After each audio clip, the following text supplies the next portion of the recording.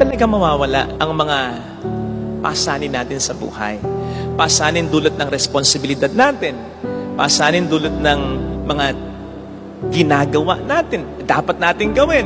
At pasanin na dulot ng mga problema at suliranin. Hindi mawawala yan.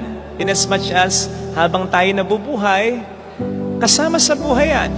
Sasabihin natin, Father, hindi ganyan ang aking nararanasan eh. Feeling ko kasi, ang bigat-bigat, hindi ko kaya eh. Hindi ko talaga kaya. Magkaroon muna tayo ng checklist. Kasi, baka bukod dun sa pamatok na ibinibigay ng Panginoon sa atin, nagpapasan tayo ng iba pang mga pamatok na hindi na sakto sa atin. Kaya nga ang sabi niya, may pamatok pa rin siyang ibibigay sa atin. Pero, magaan na. Kasi, ito ay magiging sakto sa atin talaga. Ayun. So, yung mga mararanasan natin na mga responsibilidad, magiging ang mga problema, suliranin, mga krus na ating bubuhatin.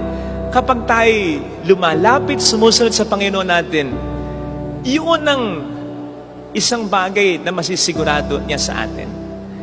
Kaya ninyo. Kaya niyong buhatin. Kasi yung ibibigay ko, sakto sa